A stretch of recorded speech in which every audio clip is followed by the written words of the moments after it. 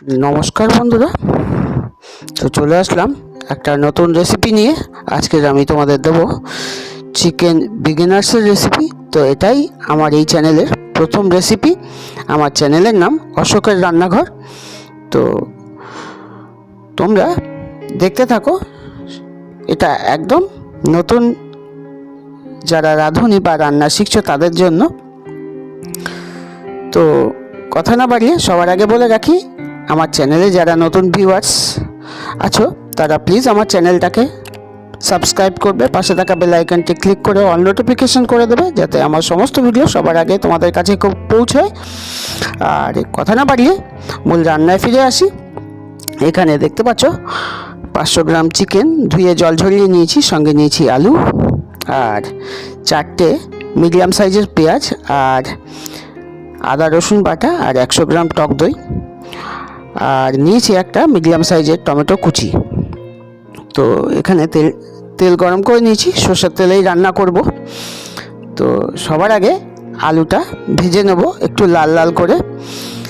তো আলুটা কিন্তু অপশনাল, তোমরা চাইলে দিতেও পারো, নাও দিতে পারো।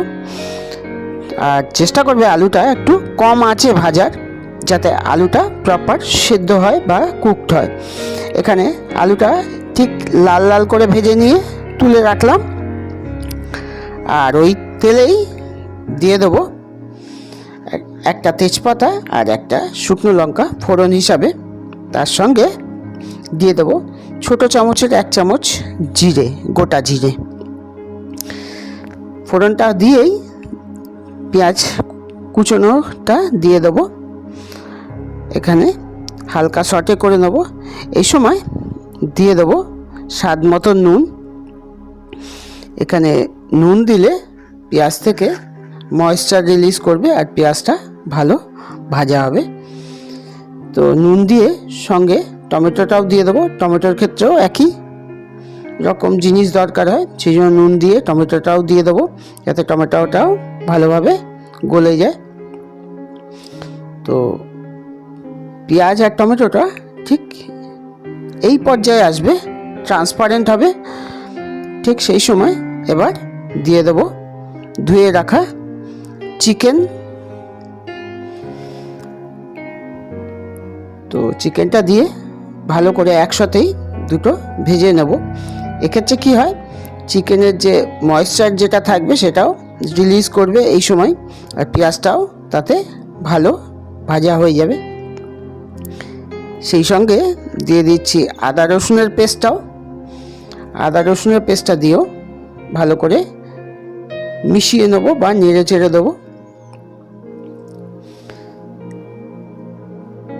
ঠিক ময়েশ্চার রিলিজ করা শুরু হয়েছে, সেই সময় কিছু গুঁড়ো মশলা দিয়ে নেবো। দিয়ে দিচ্ছি আর কি জিরে গুঁড়ো, ধনিয়া গুঁড়ো,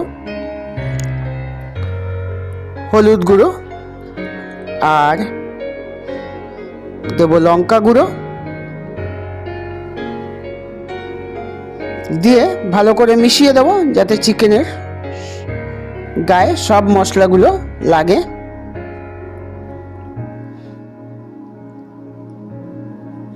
ঠিক নেড়ে ছেড়ে দিয়েই টক দইটাও দিয়ে দেবো। টক দইটা আগে দিয়ে ফাটিয়ে রেখেছিলাম, আর এখানে আমি মিষ্টির দোকানের টক দইটাই ব্যবহার করেছি।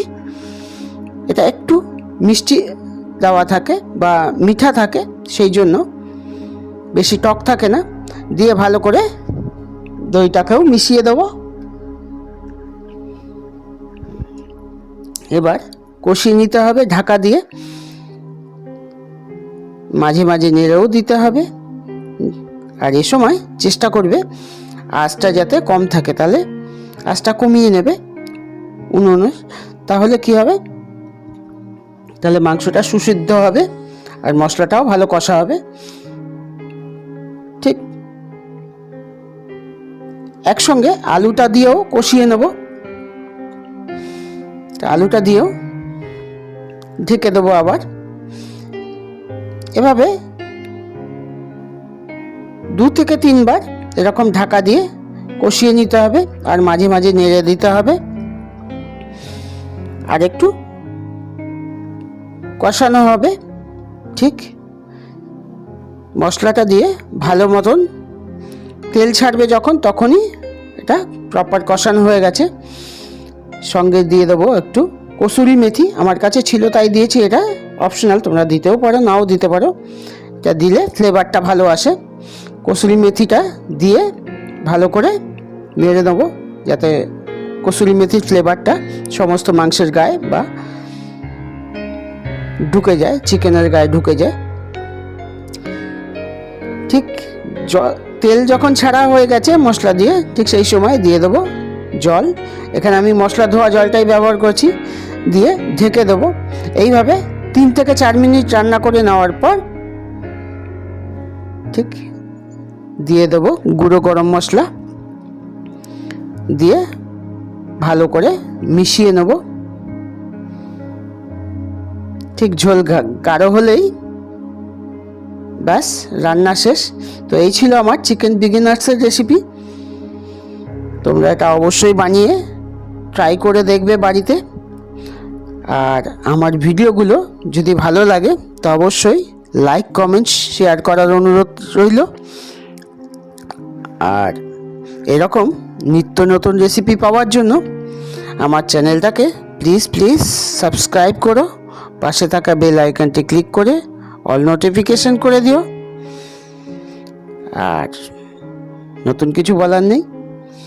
তো এইভাবেই